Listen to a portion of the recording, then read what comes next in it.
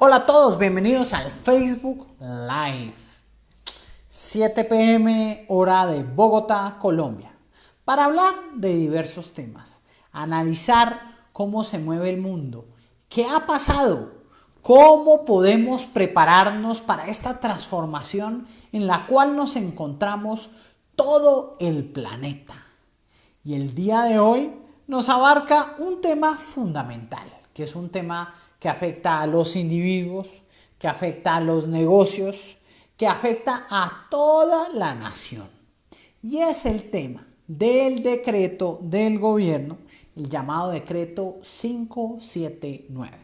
Entonces, hoy voy a hablar los análisis que he encontrado acerca del decreto, de qué podemos aprender al respecto. Les hablaré a nivel internacional qué también está ocurriendo. Y bueno, responderé sus preguntas que coloquen aquí en la sección de comentarios. Recuerden, siempre bienvenidos, bienvenidas a las que se conectan todas las noches muy cumplidos para escucharnos, para compartir, para departir en esta, la cuarentena en la cual nos encontramos todos. Hola, un saludo muy grande a Stephanie Piñeros, que es la primera en conectarse. Muy bien.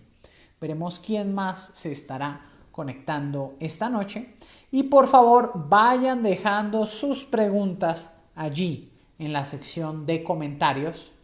Las iremos explorando, analizaremos, ¿sí? A ver hacia dónde nos dirigimos y qué podemos encontrar al respecto. Y es por eso que el programa de hoy es interesante en este aspecto. Los arriendos realmente nos afectan a todos. Y la forma en cómo manejemos este tema va a ser clave. ¿Listo? Entonces, vengo preparado porque es un tema jurídico, pero es un tema de un interés clave. El primer elemento es que el decreto 579 busca establecer un marco normativo temporal que permita a los arrendadores y a los arrendatarios tener condiciones para poder sobrevivir a esta crisis. Ya analizaremos a quién favorece más, y ahí es dependiendo del punto de vista en el que cada uno de nosotros nos encontramos, pues nos va a favorecer al respecto o no tanto. Eso es lo que revisaremos. Pero comencemos con las cifras. A nivel de Colombia, se maneja en arriendos más de 28 billones de pesos al año. Imagínense esta cifra. Esta cifra es cercana al presupuesto que tiene el área de defensa en Colombia. Bueno, que el último presupuesto alcanzó los 33 billones. Entonces, el área de defensa, el presupuesto militar de Colombia, para el área de defensa son 33 billones, más o menos para los que nos estén viendo son unos 8.500 millones de dólares. Y específicamente en el tema de arriendos, no estamos hablando de compra de inmuebles, no estamos hablando de venta, se estima una cifra por Fede Lonjas de 28 billones de pesos. Más o menos unos 7.000 millones de dólares al año que se está manejando. Primer elemento, todo esto que coloca el decreto 579 establece que debe aplicarse para los meses de abril, mayo y junio. Muy importante, aplica estos 3 meses. Pese a que el decreto salió a mitad de abril, aplica para el mes de abril. Entonces eso es muy importante para tenerlo en cuenta. Y Stephanie nos dice: hola Francisco, siempre pendiente de tus charlas. Muchas gracias por unirte. Muchas gracias. Un saludo muy grande a Lina María Cadena con su estudio de yoga para niños, para que cada uno pueda unirse. Después tendrá un programa virtual en el cual conoceremos acerca de ella. Entonces, recordemos, estamos hablando del decreto 579, estamos hablando que el sector de arriendos a nivel de Colombia maneja unos 7.000 millones de dólares, es decir, unos 28 billones de pesos, ¿listo? Y que encontramos que en Colombia hay 13.4 millones de viviendas para arriendo, ¿listo? Eso es muy importante. Entonces, ¿qué pasa? De esas 13 millones que tenemos para Colombia, ¿listo? Pues ahí es donde tenemos que ver los diferentes estratos de cada una de las viviendas. Entonces, ¿qué pasa? A nivel nacional, recordemos, según el DANE, somos casi 50 millones de personas en Colombia. Estamos hablando de 13.4 millones de viviendas y estamos hablando que 5 millones de viviendas son arrendadas. ¿Qué quiere decir eso? Más o menos es el 34%. Entonces quiero saludar a Gabriel Aguado, a Lady Joana Rodríguez que se unen. Por favor, dejen sus preguntas, sus comentarios. Bienvenidos al respecto. Entonces sí, revisando las cifras, 13.4 millones de viviendas hay en Colombia. Bien. El 40% son en arriendo, más o menos 5 millones de viviendas. Y esa maneja al año unos 28 billones de pesos, que son unos 7.000 millones de dólares. Entonces, ¿quién se nos une? Daniela Loza Clausen. Creo que no nos vemos en décadas desde Florida Blanca. Lady Joana nos dice, hola profe, qué bueno verte, te recuerdo como el mejor profe. Muchas gracias, Lady. Eso debió ser en la época del IMPAU, cuando dicté clases de juegos empresariales, de estrategia empresarial, y mis alumnos de allí, bueno, también he dictado en la Universidad del Rosario, en el CESA y en otras universidades, pero aprecio muchísimo a mis alumnos del IMPAU y a mis alumnos de Lima, en Perú. Muy bien, entonces sigamos viendo ahora. Vamos a analizar, por eso aquí tengo elementos claves. Entonces el decreto va abril, mayo y junio. Perfecto. ¿Cuáles son las primeras medidas? Primera medida es que no se puede desalojar a nadie hasta el 30 de junio. Eso es muy importante. Bien. Pero, ¿cuál es el pero? Pues en las famosas viviendas del barrio Santa Fe en Bogotá, donde la gente paga unos 5.000 pesos por noche, allí sí están desalojando gente y allí han desalojado población venezolana específicamente. Y son esa población que el gobierno distrital ha tenido que movilizar para alguno de los polideportivos de la ciudad para tratar de hacer que pues tengan algún lugar. Esos lugares son conocidos como los pagadiarios, ¿sí? Literal, el nombre lo indica, ¿no? La etimología de la palabra paga diario para poder sobrevivir. Entonces, ¿cuál es el mensaje? Usted si es arrendatario, usted si es arrendador, no lo pueden desalojar y usted no puede desalojar hasta el 30 de junio. Además, primero, por ley no podría, pero también habría una imposibilidad a nivel de cómo hacerlo. ¿Listo? Porque pues no va a llamar a la policía, porque la policía le va a recordar el decreto 579 y antes usted se pone en problemas. Y hay que considerar a las familias. Miren, no sé si vieron el caso en Nueva York de un dueño de muchísimos apartamentos. Decía que en un edificio tenía más de 200 apartamentos en Nueva York. Y el tipo les colocó un pedazo de hoja a la entrada del edificio diciendo, miren, ¿sabe qué? Se los puso a finales de marzo. Por todo el mes de abril no me paguen. Imagínense, o sea, ese sí es el tipo de arrendatarios que se pone la mano en el corazón, que entiende cómo se están moviendo las cosas y que entiende la complejidad del asunto. Quiero dar un saludo muy grande a Didier Andrés García, que se une y dice, presente Pacho. Muy bien, entonces es el primer elemento, no se puede desalojar a nadie. Segundo elemento. Vamos a ver el canon de arrendamiento. ¿Listo? En el periodo del decreto hasta el 30 de junio no puede haber modificación del canon de arrendamiento, sin importar la circunstancia contractual que ustedes tengan. Entonces, en ese periodo tiene que dejarse igual. Eso es muy importante porque no puede haber reajuste en ese canon de arrendamiento. ¿Qué pasa? Si usted tenía terminación del contrato, ¿listo? Se debe alargar hasta 2 meses más. Miren esa parte clave, ¿no? Entonces, usted tenía terminación del contrato, bien. Obviamente que es importante, ya lo vamos a hablar, que lo que hace el decreto es forzar a que el arrendatario y el arrendador se hablen. Muy importante. Como hace años que no hablo con mi amigo Camilo Martínez. Un saludo muy grande. Y a mi amigo Jair Fabián, Andrea Duarte, que se están uniendo. Excelente. Dejen sus preguntas, comentarios. Me encanta conversar con ustedes. Me encanta compartirles lo que he investigado en el transcurso del día. Ya comenzamos con la primera pregunta. Muy bien. ¿El canon es acumulable? Ya vamos a ir ahí. Muy bien. Entonces vamos a ir. Listo. ¿Qué dice la normatividad? Dice que ustedes deben llegar a un acuerdo entre las partes, arrendatario y arrendador.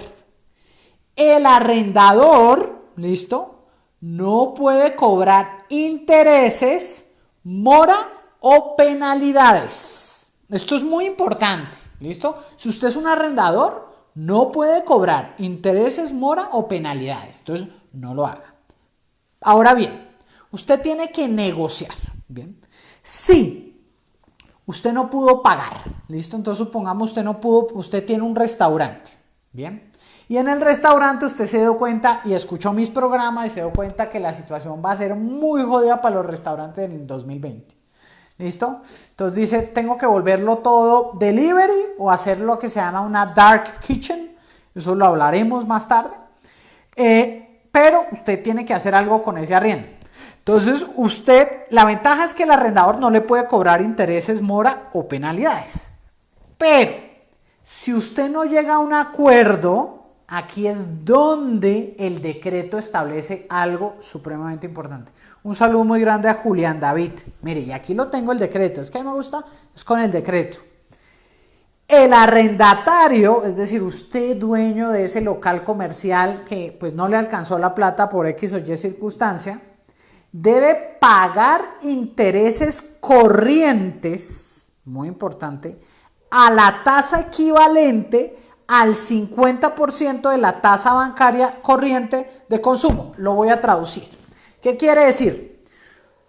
Lo primero, mi mensaje fundamental de este programa es que negocien. Si usted tiene un sitio y no sabe qué hacer, le tocó llamar Cubo, mire la situación está grave, no va a poder vender ni una empanada porque no se ha podido reactivar la economía. ¿Listo? ¿Cómo hacemos? Negocien con él. Porque si ustedes no negocian, ¿a quién beneficia el decreto? Al arrendador. Bien. El dueño del local comercial, entonces se aplica la pregunta de Andrea, porque el canon, es decir, lo que yo iba a pagar en el mes de abril, igual tengo que pagarlo. Lo que tengo que pagar en mayo y en junio, igual tengo que pagarlo. Y si no lo pago, ahí está, usted va a tener que pagarle al arrendador, ¿listo?, como arrendatario, más o menos el 14% efectivo anual. Entonces vamos a hacer un ejercicio práctico. Yo tengo mi restaurante, me di cuenta que eso va a ser muy difícil, o lo vuelvo delivery únicamente o lo cierro completamente. Pero yo tengo un compromiso, ¿bien? Donde ya tengo un local comercial. En el local estoy pagando 1.000.000 de pesos. Mi mensaje es, siéntese y hable, arrendador y arrendatario. El arrendador no puede aprovecharse de la situación, eso es lo bueno. Entonces el arrendador no puede decir, ¿sabe qué? Lo va a cobrar intereses, lo va a cobrar mora y lo va a cobrar penalidades. No lo puede hacer y eso lo establece el decreto. Pero el arrendador se puede quedar de brazos porque usted como arrendatario no lo llamó y entonces usted tiene 1.000.000 de abril, 1.000.000 de mayo y 1.000.000 de junio. ¿Listo? Entonces tiene 3 millones de pesos que usted no pagó. Aparte del canon, mi querida Andrea, tú vas a tener que pagar 3 millones más el 16% efectivo anual sobre estos 3 millones. ¿Listo? Entonces, hagamos el cálculo. ¿Sí? Entonces, 3.300.000, 3 por 6, 18, ¿qué sería? 480.000 pesos más o menos, si me pueden ayudar con el cálculo. Entonces, si ustedes no llegan a un acuerdo del arrendador con el arrendatario, ¿qué va a pasar? Usted va a tener que pagar 16% efectivo anual por cada mes que usted no pague. Entonces, en el ejemplo que usted tiene un local comercial de 1.000.000 de pesos mensuales, bien, pasó a abril, mayo y junio, que es lo que dura el decreto, no lo pagó, tiene que pagar, se acumula el canon, paga 3 millones más 480.000 pesos de intereses. Eso es lo que establece el decreto y voy a mandar un abrazo muy grande a mis padres en Bucaramanga. Entonces, eso es clave. Entonces, si ven, esos son elementos muy importantes. Entonces, si se dan cuenta, al final lo que hace el decreto es, por default, si usted como arrendador, ¿listo?, no negocia con su arrendatario, el que más le conviene es al arrendador porque le tienen que pagar el 50% de intereses sobre la tasa de consumo, que la tasa más o menos está en 28.06%. Es decir, pagarían un 14.03% efectivo anual. Vamos con preguntas. Dice Lady, ¿aquellos que están por inmobiliarias también pueden negociar? ¿Qué dice el acuerdo? Que sí. El llamado, mi querida Lady, es que sin importar la figura en la que te encuentres, tienes que negociar. Eso es clave para que no después, ¡pum!, te clavan el 14.03% efectivo anual por cada mes que dejes de pagar. ¿Sí ven? Eso es lo que dice, muy claro. Ahora, Jair Fabián dice, y aquí ya va una estrategia muy concreta. En este momento es importante renegociar esos montos de arriendos y los créditos con los bancos para que no se generen esos temas de interés. Muy cierto, y quiero mandar un saludo muy grande a Sebastián y a Zulma que se conectan de Mexico City, la gran ciudad. Entonces miren, la recomendación de Fabián es la misma de la interpretación del decreto. Es hora de que negociemos. Llama al arrendador, llama al de la inmobiliaria y le dice, ¿sabes qué? Tengo esta situación, por lo tanto hay que renegociar, porque si no, él sabe que se le va a complicar la cosa. Bien, aquí obviamente si alguien no tiene la capacidad de pago y si se quiebra, pues ¿cómo le paga? No, que lo demando, sí, pero ¿a qué horas? Y ahorita como se van a complicar el tema de jueces, entonces eso es muy importante. Bien, ahora, cualquier entrega de bien inmueble queda suspendida durante el periodo establecido y tiene que hacerse para después. Bien, a menos que ustedes literal llamen como arrendatarios o como arrendador y digan, oigan, necesito que me entregue el inmueble, pues hagámoslo sin problemas y ya. Bueno, vamos con Didier. Dice, ¿y para el de maquinaria se puede renegociar o no aplica? Bueno, mi querido Didier, este decreto que estamos analizando el día de hoy, el 579, no aplica.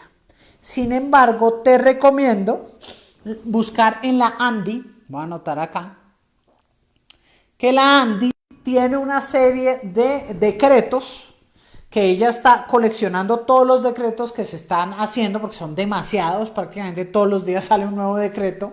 Bien, ¿dónde puedes buscar el tema de maquinaria? La verdad no lo he visto, es que salen demasiados decretos, entonces en esa pregunta sí no te puedo colaborar. Bueno, vamos con Lady, dice, ¿y qué pasa cuando el arrendatario no quiere negociar? Conozco un caso. Te digo que es complejo, porque recuerda que el arrendador, o sea, si tú eres el arrendador y tú eres el dueño, bien, llega el arrendatario, bien, y a ti te beneficia al final si no negocias porque te tienen que pagar un interés adicional del 14.03% efectivo anual por cada canon que no se haya pagado. Bien, entonces supongamos, tú también alquilas tu casa, entonces vamos a ver precios, dice que para estrato 1 el valor, y quiero saber ustedes qué opinan, ¿no? Porque estos son datos de Fede Lonjas. Dice que para el estrato 1 el valor promedio de un arriendo es de 240.000 pesos, más o menos unos $60. Bien, estrato 2 dice que el valor promedio de un arriendo es de 345.000 pesos. más o menos unos $90. Estrato 3 ya sube a 530,000 pesos, más o menos unos $125. Estrato 4, 855,000 pesos, más o menos unos $210. Y estrato 5, calcula Fede Lonjas que el promedio es de 1.130.000, que sería más o menos unos $260. Entonces, ¿qué pasa? Supón que tú tienes arrendado un inmueble y el arrendador no quiere pagar. Pues, cuando termine el decreto, es decir, el 30 de junio, tú simplemente aplicas la normatividad del decreto y se le va a cobrar un interés del 14.03%, que es el interés actual. Bien, de pronto lo cambian, pero es el 50% del interés efectivo corriente comercial, bien, que es más o menos 28.06%. Entonces te beneficiaría en ese caso. Al que no le beneficia es al arrendatario, porque él es el que va a tener que pagar. Ahora, como arrendador, tú no puedes cobrar intereses mora. Lo que puedes cobrar es lo que te dice el decreto, que es muy específico en lo que se cobra. Quiero saludar a Pemba Amuri, my African people. Greets to everyone there, mate. Take care. Entonces, sigamos viendo. Un tema que a mí me gusta mucho es el tema de las asambleas de propiedad horizontal, porque me fastidia ir, ¿sí? Eso es terrible. Yo lo dije cuando comenzó la crisis, que esas deberían todas aplazarse indefinidamente. Menos mal el decreto ya dice, oiga, póngase serios, haga una asamblea virtual. ¿Qué le cuesta subirse a Hangouts, a Zoom y hágala? Porque, ¿qué dice el decreto? Dice que las asambleas de copropietarios tienen que hacerse a más tardar un mes de finalizada la crisis.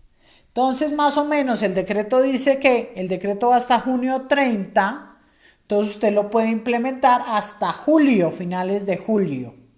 Preferiblemente virtual. Háganlo virtual, aprovechen ya. Esa vaina de hacer reuniones presenciales para ir a perder 6 horas y todo el mundo alegando es una pérdida de tiempo. Los administradores de propiedad horizontal deben ponerse las pilas y conectar a todo el mundo de forma digital. Y el que no quiera, ahí sí, pues, ¿qué hacemos?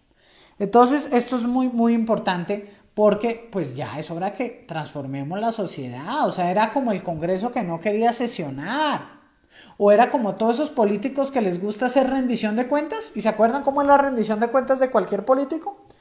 Te mandan un mail, ven a la rendición de cuentas, ¿listo?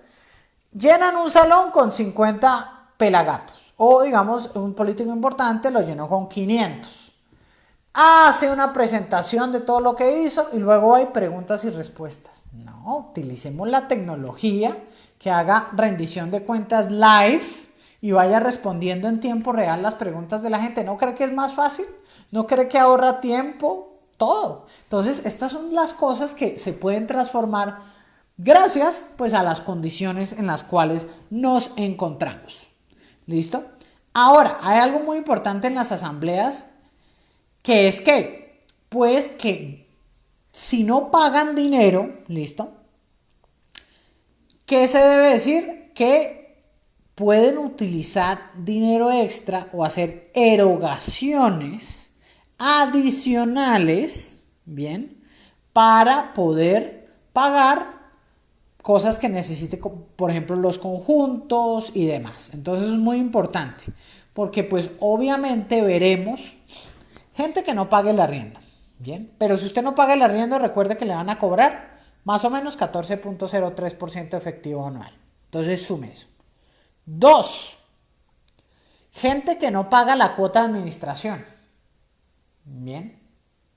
Pero en este periodo de tiempo de abril, mayo y junio no pueden los conjuntos cobrar intereses o mora por cuotas de administración. Eso es muy importante para que lo tengan muy en cuenta. Entonces eso es dinero, pues, que de cierta manera se le ayuda a la gente y se hace. Entonces, ¿qué pasa? Si usted quiere, entonces el mensaje que es negocio, arrendador, arrendatario, llámelo, ya, inmobiliaria, lo que sea, y lleguen a un acuerdo comercial. Porque si no, como decía mi querido amigo Fabián, después se la van a cobrar. Fabián, que también nos recomienda de una vez llamar a renegociar con los bancos. Todo el mundo hoy en día está abierto a renegociar. Obviamente hay ejemplos como el que nos dice Lady Joana, que el arrendatario no quiere negociar. ¿Sí? Pero pues ahí no podemos hacer nada. Si el arrendador quiere citar, por ejemplo, dice, oiga, que por fuerza mayor yo ya no puedo pagar, tendrían que ir a un juicio, ¿listo? Para poderse evaluar estas cosas. Porque tú como arrendatario puedes decir, oiga, es que por fuerza mayor no te puedo pagar. Y el arrendador también te puede decir, oiga, es que por fuerza mayor yo necesito que usted me pague. Por eso tendría que ir a un juicio. Entonces, eso es el panorama que nos da el decreto 579. No sé qué otras preguntas, qué otros casos hayan visto, qué elementos ven, a quién realmente está favoreciendo más el decreto. Bueno, eso no lo sabemos, pero lo que sí sabemos es que hasta el 30 de junio del año en curso es que ese va a seguir. Bien. Ahora, miremos pruebas COVID-19 en Colombia. Ya llegamos a 3.430 pruebas. Ya estamos llegando a ese número interesante de las 3.500 pruebas. Bien. Yo siempre les he dicho que para que este país tenga un conocimiento avanzado mínimo necesita llegar a 20.000 pruebas por día. La ventaja es que Bogotá ya compró 200.000, la Universidad de los Andes ya tiene 100.000 y pues vamos a poder hacer eso, más las que compró el gobierno nacional y poder implementar las pruebas serológicas. Ahora, bien, ¿qué está pasando? Todavía hay procesos donde se está demorando las pruebas, es decir, hay casos incluso del sector médico que les han hecho la prueba y llevan 10 días y no les han dado resultados. ¿Cuáles son los 3 cuellos de botella? Número 1, las EPS. Parece que las EPS no tienen buenos protocolos en su mayoría, puede que algunas sí lo tengan, pero esas son las que están demorando muchísimo los procesos. Bien. 2, los laboratorios regionales se quedan sin los insumos y recuerden que los reactivos que ellos usan, es decir, esos insumos, los tienen que adquirir las gobernaciones. Eso es muy importante. El Instituto Nacional de Salud se los puede prestar, pero ellos tienen que pagar porque hay una guerra internacional por insumos. Bueno, entonces ese en cuanto a pruebas. Bien, ¿qué tenemos? Pues esperemos a este mes, al 26 de abril, para que sepamos según los análisis y vemos cómo el ministro de Salud salió a decir que se estaba aplanando la curva. La revista Semana salió a decir que se estaba planeando la curva. Pero según la investigadora epidemióloga del Imperial College de Londres, colombiana, dijo lo siguiente, hoy mismo, dijo, la curva en Colombia no se está aplanando. ¿Por qué? Porque todavía no tenemos el número de pruebas suficiente y el número de información precisa, porque hasta ahora estamos comenzando. O sea, si ustedes se dan cuenta, nosotros estamos semanas atrás de Europa y de Estados Unidos. Entonces, solo hasta que empecemos a aumentar significativamente el número de casos, es que ya podemos empezar a decir si hay un aplanamiento de la curva. Entonces, eso lo dice Zulma Cucunubá, ¿listo? El día de hoy. Entonces, es clave, búsquenla. Tiene muy buenos análisis, es tremenda investigadora colombiana. Y esa es la conclusión. ¿Qué sí se está viendo? Pues que la cuarentena, todos aquí presentes, está funcionando bien, vemos un menor número de casos, pero el problema es que como todavía se sigue demorando las pruebas, en muchos casos, y mi sentido pésame a un amigo que pues un suegro de él falleció por neumonía y justamente le hicieron el examen del COVID-19 y todavía no han llegado los resultados. Entonces vean lo terrible de la situación que está ocurriendo en el país, que pese a que se está incrementando el número de pruebas, se está haciendo un rastreo, el mismo Ministerio de Salud reconoció, esta es la cifra del mismo ministerio, que realmente en Colombia va a haber por lo menos 4 veces el número de casos. Y cuando se analiza a Italia, los italianos dicen que el número de casos es por 20 veces. Entonces imagínense lo complicado. Ahora, la provincia de British Columbia en Canadá anunció que ya está aplanando la curva. Ellos sí ya, porque ya llevaban más tiempo en este proceso. Aumentaron el número de pruebas, tienen un mejor control. Pero, pongan atención, pese a que ya anunciaron, ¿saben qué están diciendo? Que las normas de distanciamiento social van a tenerse que mantener por todo el 2020 y hasta el 2021. O sea, una provincia de Canadá supremamente avanzada, que ya tiene aplanamiento de la curva, que ya tiene mapeado los que están sufriendo, saben las complicaciones del distanciamiento social. Entonces eso debemos recordar. ¿Listo? Todo el 2020 y 2021 es distanciamiento social hasta que recuerden o se encuentre la vacuna o alcancemos la inmunidad del rebaño, que ni siquiera Italia la ha alcanzado. O sea, miren lo complejo de la situación.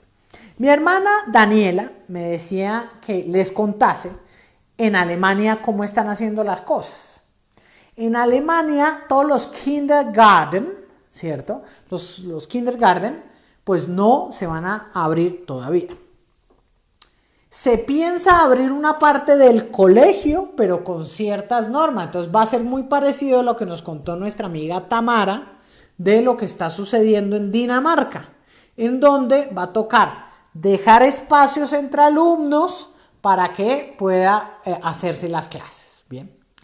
¿Qué también está sucediendo en Alemania? Recordemos que Alemania, y vamos a hablar un poco de Alemania porque ya he encontrado algunas razones por las cuales Alemania tiene un número de muertos inferior, pese a que tiene bastantes casos. ¿Cuál fue la estrategia de Alemania? Fue muy clara. Primer elemento, fue que los primeros que se contagiaron, pues por cosas del destino, eran jóvenes, ¿bien? Y ustedes saben que la tasa de mortalidad en jóvenes es muy baja. La mayoría, por ejemplo, de los que están muriendo en Colombia son mayores de 65 años, y la mayoría tiene comorbilidades. Entonces esa es la clave. Bueno. 2. Empezaron a hacer pruebas, pero de una forma espectacular.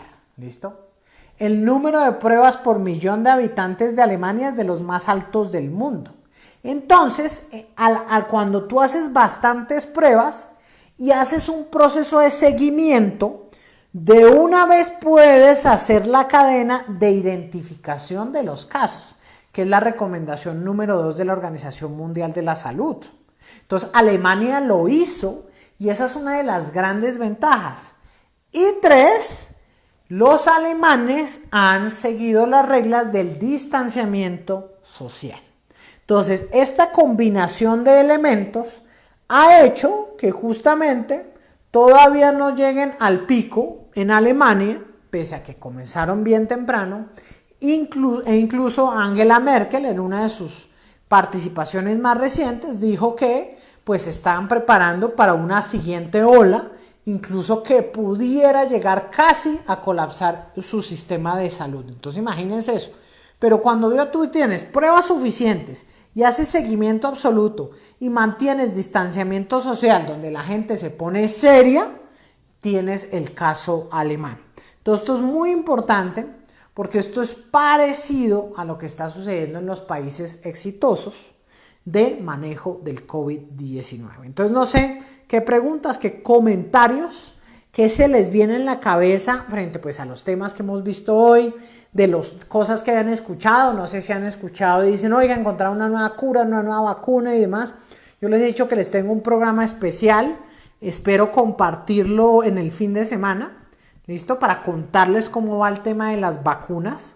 Estoy terminando mi investigación al respecto, pero fundamental pues es mantener el distanciamiento social y fundamental, justamente lo decía hoy el periodista Andrés Bernó de la Blue Radio. Él decía, mire, al final la cuarentena es absolutamente necesaria, pero la cuarentena favorece a las personas que tienen una mayor capacidad económica. Eso es normal porque pues tienen espacios grandes, tienen internet, sus hijos pueden atender a las clases virtuales, tienen acceso a la comida y demás.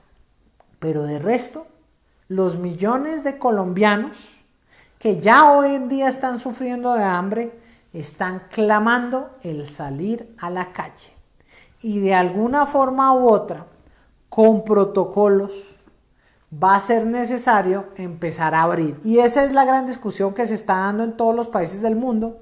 Vean cómo Trump ya propuso un plan para abrir a los Estados Unidos, pese a que tiene la mayor cantidad de casos, la mayor cantidad de muertes, bien, porque también hay una presión interna muy grande de los gobernadores, hacia los gobernadores también, y de los pequeños negocios en los Estados Unidos, porque recordemos que en los Estados Unidos más de 700,000 personas al día están perdiendo su empleo.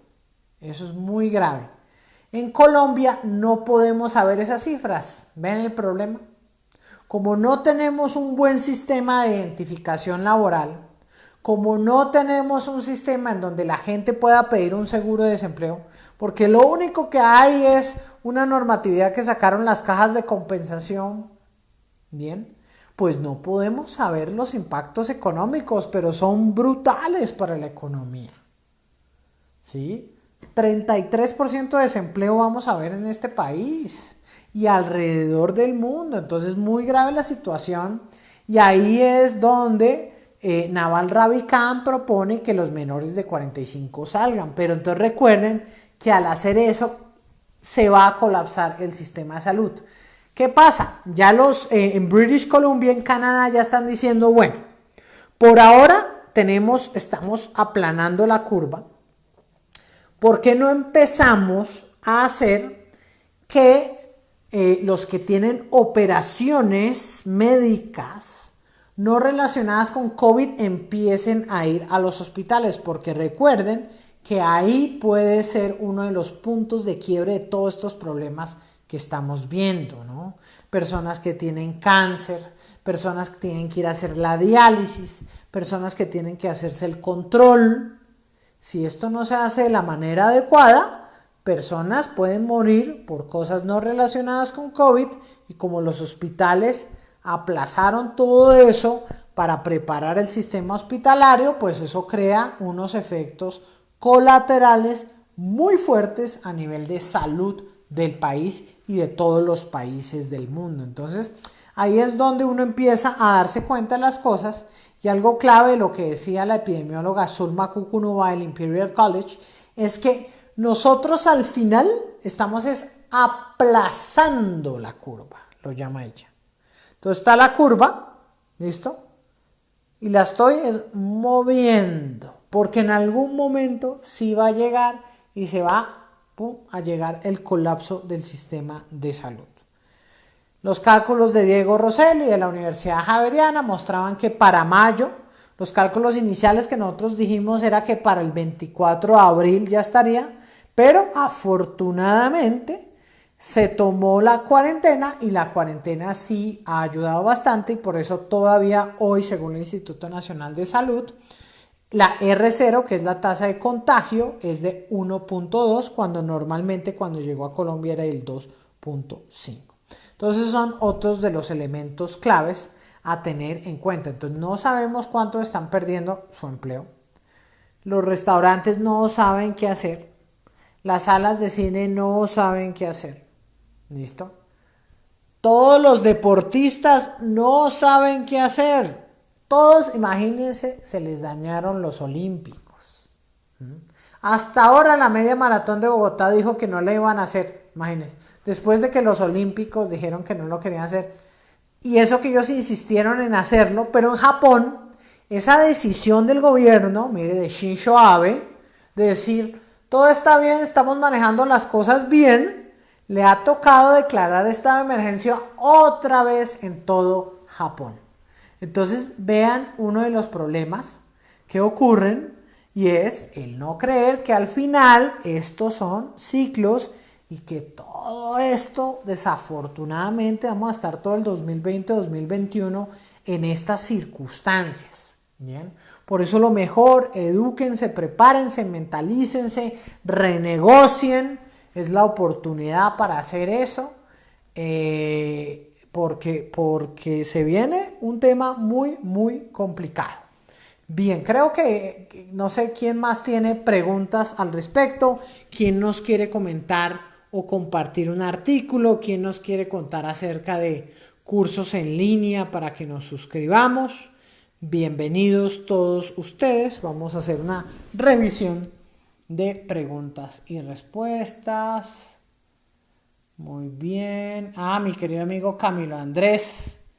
Muy bien que ande por acá, un fanático del fútbol. Un saludo muy grande a Lida, a Hernán y a todos los que se están uniendo. ¿Quién más? Claudia, por fin pudiste llegar desde Perú, ¿no? Joan Alexander Botero. Un saludo muy grande. Dice Francisco Antonio, es decir, mi papá, dice, todavía se está pensando que la economía reaccionará en corto plazo. Sin embargo, como veo las cosas, todo negocio se irá al piso por falta de liquidez. Y hasta que no disminuya ostensiblemente la pandemia, perderán tanto el arrendador como el arrendatario. La pobreza habrá cundido y esto no lo quieren ver, será inevitable. Entonces analicemos lo que dice mi papá. Dice, mire, todavía piensan que la economía reaccionará a corto plazo. Muy cierto. Si uno lee los artículos que la gente está publicando, que la República, Portafolio, Forbes y todos alrededor del mundo es como, listo, va a haber caída en el segundo quarter, entonces ya, caída en el primer quarter, es decir, enero, febrero, marzo, caída en abril, mayo y junio, y empieza a haber una recuperación en el tercer quarter, en junio, julio y agosto, y para finalizar el año ya se puede tener una recuperación de la economía. Muy cierto, papá. ¿Por qué? Porque recordemos cómo funciona la psicología. La psicología es la siguiente. Cada día que pasa hay gente desempleada. Cada día que pasa los empresarios pierden plata. ¿Listo? Eso es innegable. Entonces, pierdes plata, te quedas desempleado. Bien. Cada día que pasa, los hogares del mundo, no importa si son en Austria, no importa si es a Islandia, están diciendo, uy, ¿cómo voy a ahorrar? Es decir, una economía basada en lo que se necesite y no en el lujo, el entretenimiento y los viajes. No va a haber. ¿Listo? Entonces, una vez se empiece a hacer la cuarentena flexible, bien, la cuarentena flexible o cuarentena sectorizada o como la quieran llamar y se intente recuperar unos sectores, pues veremos que ya viene muy golpeada la cosa. Entonces no es que, uy, sí, todo el mundo va a comer al restaurante. Si toca que haya protocolos, y ayer vimos y nos dijo Didier que va a aumentar en 70% el costo por trabajador para poderle dar elementos de protección individual. Entonces no hay recuperación al corto plazo. Porque recuerden que la economía se mueve basada en la demanda. La economía no se mueve basada en lo que diga el Colcap o en lo que diga el Dow Jones en los Estados Unidos. ¿Ustedes creen que a los 700,000 norteamericanos que se están quedando sin empleo les importa cuánto subió la acción de IBM? ¿Ustedes creen que hay una verdadera correlación en que HP haya aumentado un 5% su acción y luego un competidor de HP tuvo que despedir a 1,000 personas? Esos son los problemas. Entonces hay una desconexión absoluta entre las bolsas de valores y la realidad. Miren, es tanto así que los grandes bancos, JP Morgan, Goldman Sachs, Bank of America, están diciendo sí, el mercado ya se empieza a recuperar. ¿Qué es esto? Pongámonos serios. ¿Un país con 50% de informales? ¿Un país donde 22.8 millones de personas están en riesgo? ¿Bien? ¿Un país donde los grandes empresarios ya están preocupados? Eso es. Entonces, estoy de acuerdo con lo que dice mi papá. La economía no reaccionará porque no va a haber demanda. No va a haber demanda porque la gente va a ahorrar al máximo, va a cambiar sus hábitos, ¿listo? Y va a tratar de mantener el poco o mucho dinero que tenga, pero no se lo va a malgastar. No, señores, recordemos que el estudio de la Superfinanciera en Colombia mostraba que solo 1 de cada 10 personas en Colombia ahorran. Y de esos que ahorran, el 34% era para viajes y el 52% era para estudio. ¿Ustedes creen que van a pagar sus estudios? No. Hoy hablé yo con una universidad que me decía que sus programas de diplomados están supremamente golpeados. No saben cómo promocionarlos porque la gente puede que tenga el 1.500.000 que vale el diplomado y lo duda, dice, uy, estos $500 me pueden salvar en el futuro porque no sé si me puedan despedir.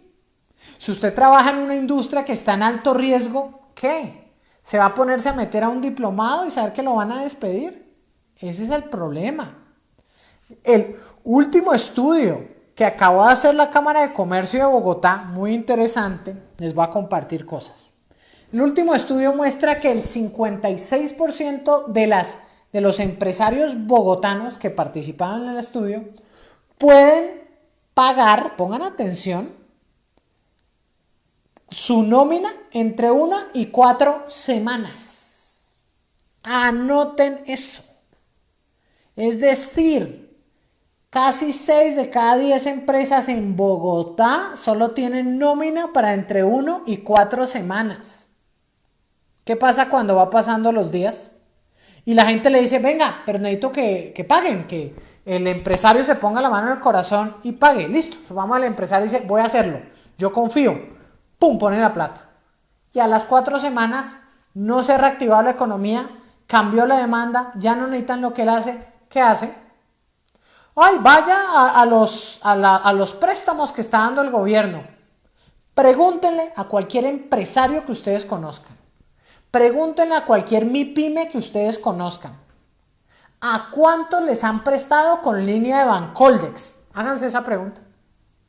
Son más de 355.000 millones de pesos en una línea, más de 3 billones de pesos en otra línea y más de 12 billones de pesos en otra línea, tanto así que hicieron que Bancoldex se volviera temporalmente, a través de su entidad llamada Arco, un banco de primer piso. ¿Qué quiere decir? Normalmente Bancoldex, con el Fondo Nacional de Garantías, es el que soporta y le dice al banco, oiga, señor Banco Bogotá, préstele y yo le doy de garantía el 80%. Ni con eso están prestando los bancos, le cuento. Ni con eso. Entonces miren las complicaciones que se vienen. Analicen cómo, pongámonos serios y objetivos, cómo va a cambiar la demanda. ¿Listo? Aquí tengo unos mensajes por interno. Vamos a ver qué nos dicen los mensajes por interno. Oye, desaparecieron. Muy bien. Muy bien, muy bien.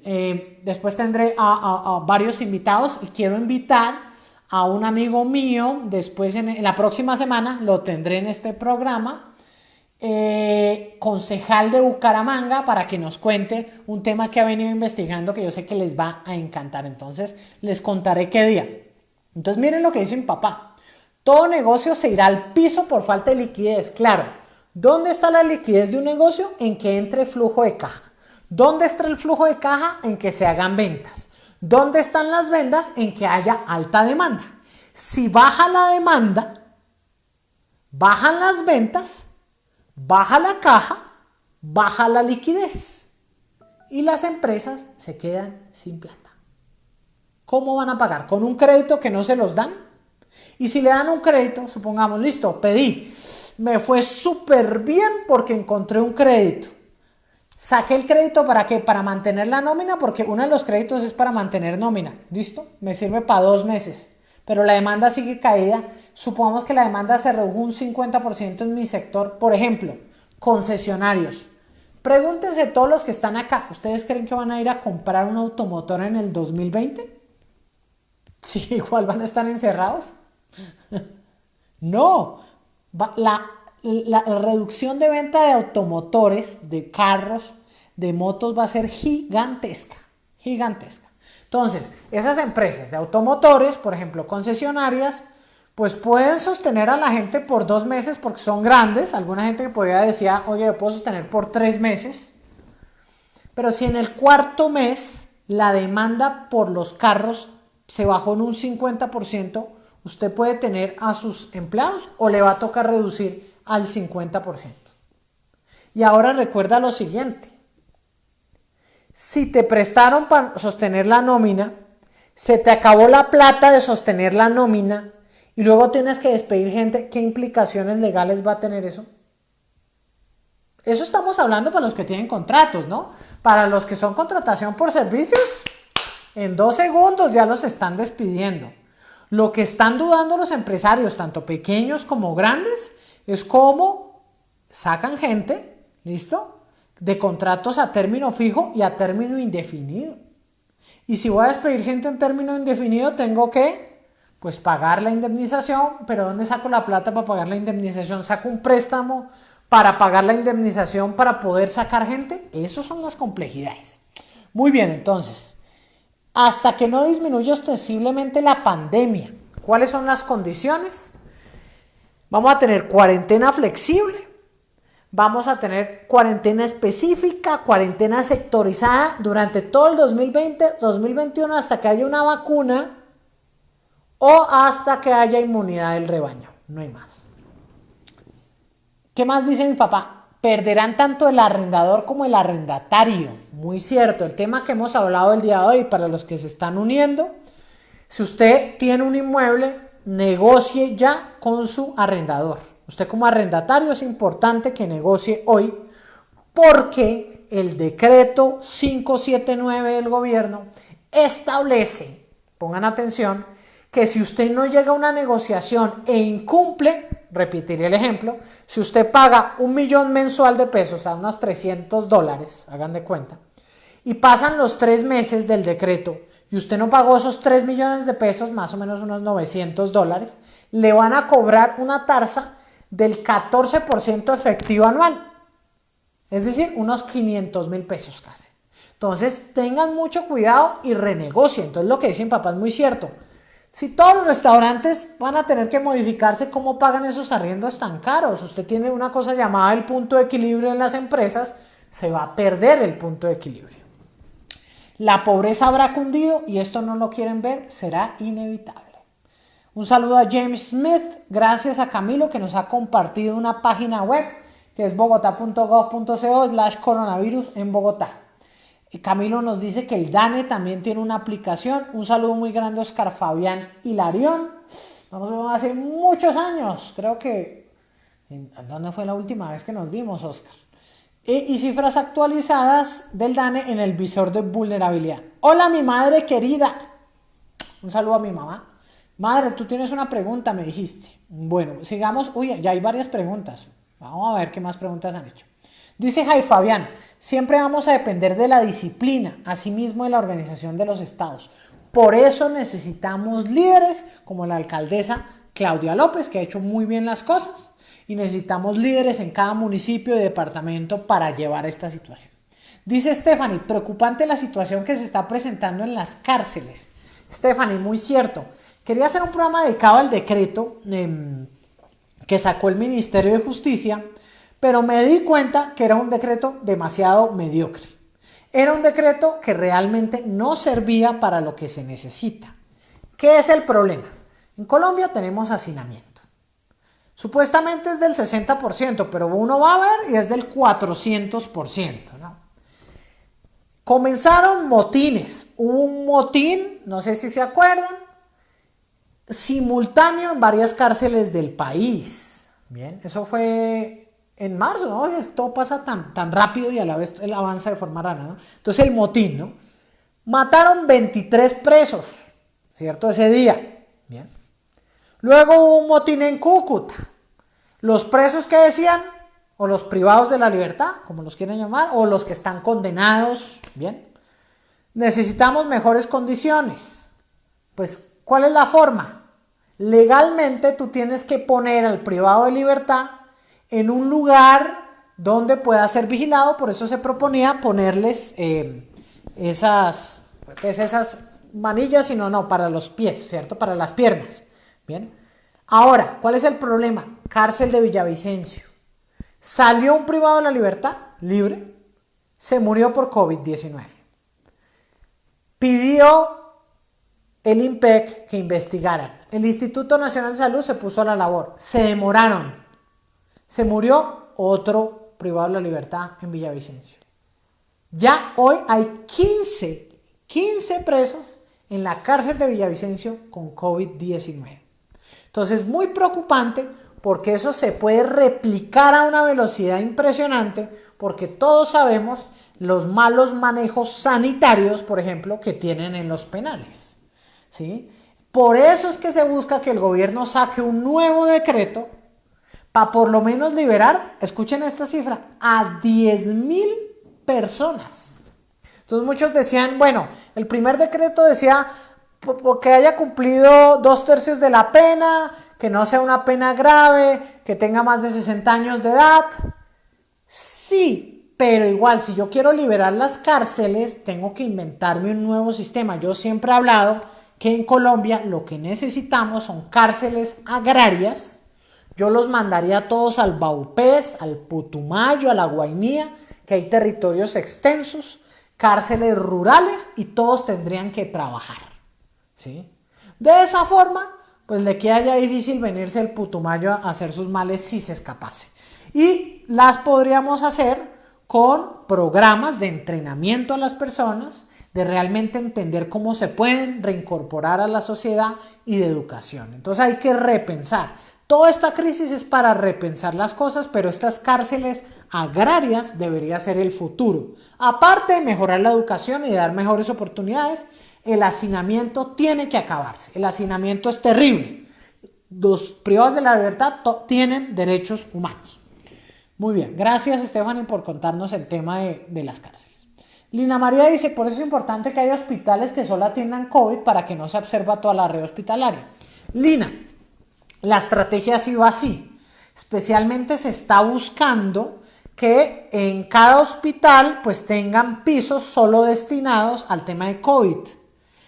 ¿Cuál es uno de los problemas? Que como solo se están ocupando unas 100 camas de UCI, pues hay libres la mayoría de las camas de UCI. Y los hospitales están perdiendo plata porque pues tienen un pésimo manejo muchos de ellos. ¿Listo? Y incluso el Centro Democrático trató de sacar una propuesta para que se les pagara por la no ocupación de los hospitales. Dice Camilo, entre 12 y 18 meses tendremos vacuna, efectivamente, como lo dijo Bill Gates y como lo tengo en el programa de Bill Gates. Didier nos dice que la Cruz Roja tiene un curso.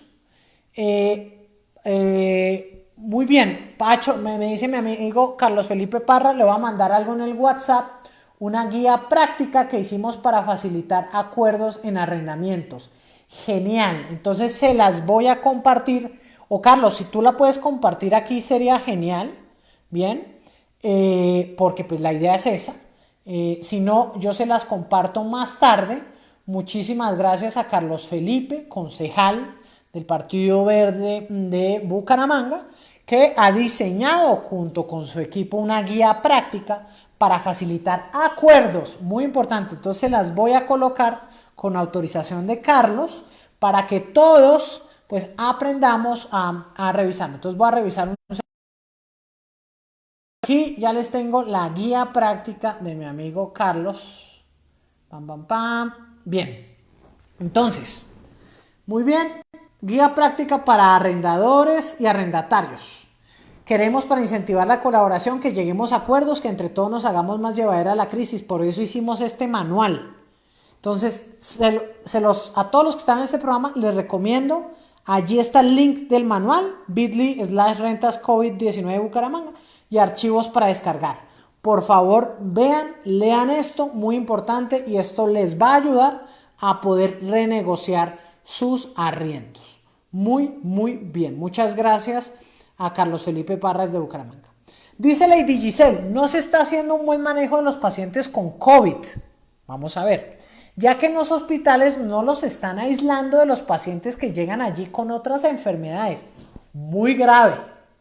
¿Por qué? Porque recordemos que para eso se hacen los protocolos y sobre todo los hospitales son los que los deberían seguir. Por eso es que se están infectando pacientes que no venían con COVID en el mismo hospital y personal médico. Muy grave la situación. Llegan pacientes, mire, con otras que no van por COVID, por precaución, le hacen las pruebas al llegar, los envían a las casas y pasan los días para saber resultados. Pero no se sabe si llegan con el virus a la casa.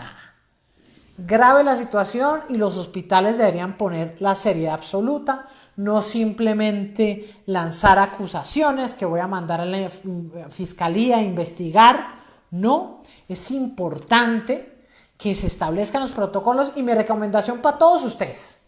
Si por alguna razón tienen que ir al hospital, que es muy complejo, que la recomendación es que no vayan, porque puede pasar eso, se pueden contagiar en el mismo hospital, es que si usted está acompañando a un familiar, haga de cuenta que todo el mundo a su alrededor tiene COVID-19.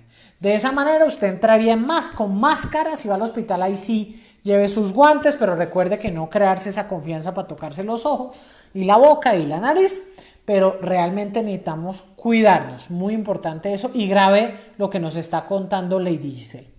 Dice Lady Joana, profe, ¿y qué pasará en Estados Unidos ya que quieren abrir la economía del país? ¿Ya está en el pico más alto? Ya vemos en la gráfica que publica el Financial Times que empieza en Nueva York. Pero recuerda que todavía no hay números de pruebas suficientes en los otros estados y por lo tanto todavía no se considera que ha llegado al pico más alto en los Estados Unidos. Se cree que el pico más alto en los Estados Unidos podría estar llegando en las próximas 2 semanas.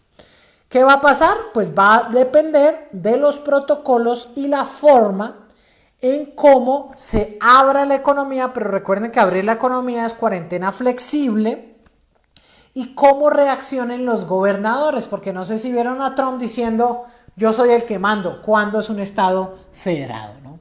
Entonces muy complicada la situación. Un saludo a mi tía María Cristina Córdoba. Miren, nos cuenta Camilo, muy importante, como cabeza de área en una universidad donde trabajo, Camilo trabaja en una universidad, es cabeza de área, y ya salieron esta semana 50 personas. Entonces pongan atención. Uno de los sectores más afectados es el sector de educación, lo que hemos dicho. Las universidades van a sufrir un crash impresionante en sus finanzas. Gracias, Camilo, por contarnos cómo en una universidad prestigiosa de este país, de Colombia, ya salieron 50 personas. Entonces, grave. Cuéntenos qué más han escuchado. Me encanta cuando comparten esas noticias. Vamos aquí. Bien, dice Lina María, la Universidad de La Salle anunció becas del 40% a estudiantes nuevos y antiguos. Las universidades privadas deben pensar en cosas como estas, si no las matrículas se van a caer. Correcto, las matrículas se van a caer. Por eso les toca ya entender que igual el segundo semestre va a ser virtual. Entonces ya es que están haciendo becas del 40%, es decir, están haciendo un descuento del 40%. Justo ayer alguien preguntaba, oiga, Francisco, ¿deberían los colegios y universidades reducir los costos de la matrícula? Sí, llámelo como quiera, becas, pero tienen que hacerlo. Si no, va a seguir ocurriendo lo que nos contó Camilo. Camilo dice, gran parte de la solución es la educación virtual. Lo bueno en la situación es la educación virtual. Lo malo es que los colombianos no estamos listos para educación virtual. No estamos, pero nos toca, como todo en la vida. Esto nos está forzando a cambiar nuestros hábitos, la forma de ver las cosas y la forma de reaccionar ante un mundo totalmente desconocido. Dider Andrés dice que bastantes que universidades. Ver cómo sale la gente, dice Camilo, es muy triste. Claro, los números son seres humanos con padres, con madres, con esposos, con hijos. con familias. Cada vez que perdemos a un empleado en el país, duele bastante, porque puede ser cualquiera de nosotros.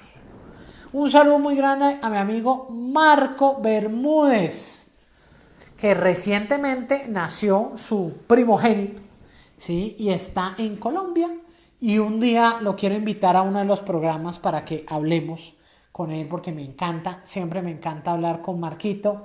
La última vez que nos vimos, ¿dónde fue, Marco? Creo que fue en Bogotá, y los dos tuvimos periplos por todo el mundo, ¿no?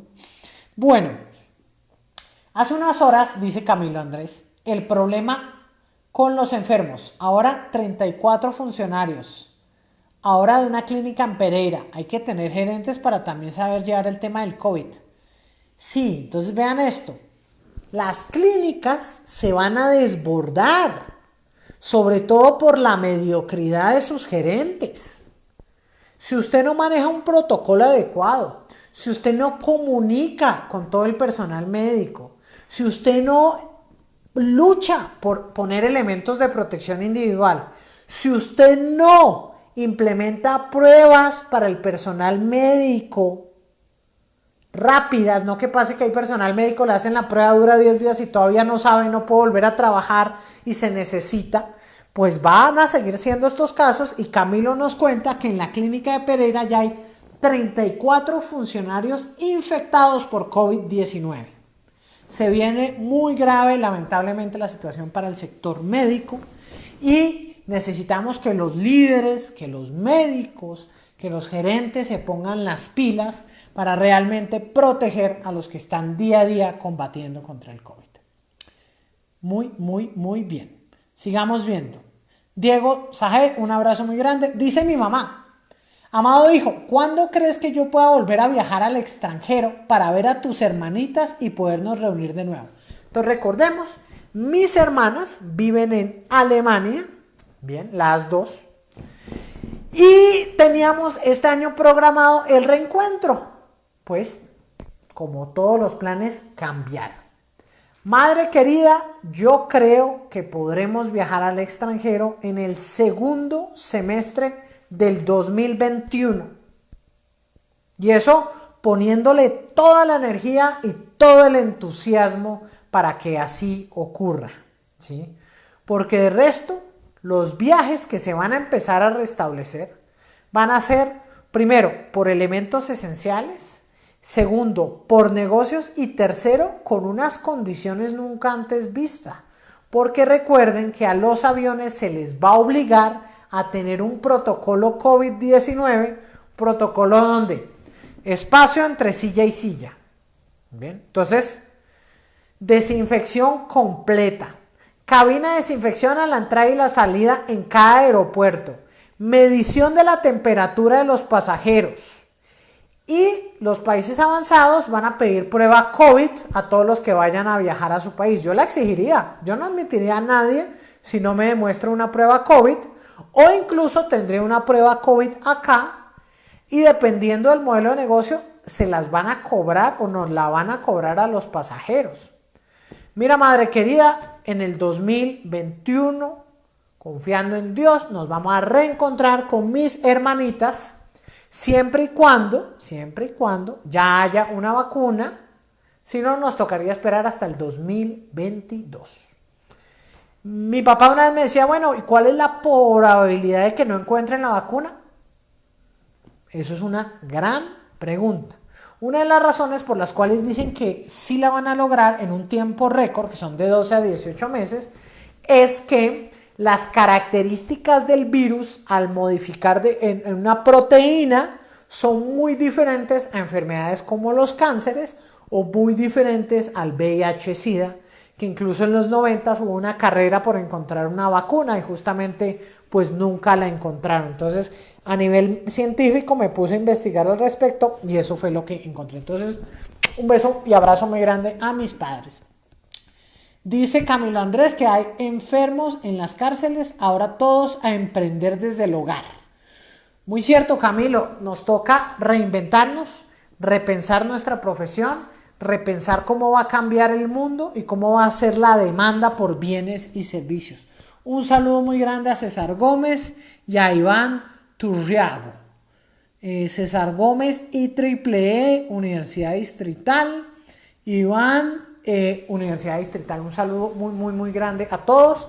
Recuerden, los he dejado con la guía que hizo, ahí está el manual, una guía buenísima, ¿listo? Que es una guía práctica para arrendadores y arrendatarios, que es un manual para que ustedes realmente puedan, voy a destacar este comentario, bien, para que todos lo veamos y todos lo utilicemos. Entonces, pues, si no tienen más preguntas, comentarios o demás, les agradezco por haberse conectado, por haber compartido su información. Sus opiniones son muy valiosas para mí y para todos los que aquí se conectan.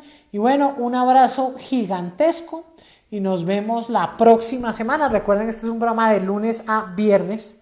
Para el sábado y domingo ponerme a ver Netflix en este horario. Muy bien. No, y para preparar otro contenido que les quiero mostrar, la otra semana entonces tendremos invitados. Ya estoy comprometiendo a Carlos Felipe Parra, ya estoy comprometiendo a Marco Bermúdez y tendremos un programa muy especial dedicado al tema de las vacunas. Entonces, un abrazo, muchísimas gracias a todos, de verdad los aprecio. Cuídense muchísimo. Muchas gracias. Me dicen que nuevo plan de viernes viendo a Pachomán. Genial. Esa es la idea, contarles, pensar que juntos planeemos las cosas y juntos piensen positivamente, planeen para lo peor, pero siempre esperen lo mejor. Cuídense mucho y nos vemos en una próxima entrega.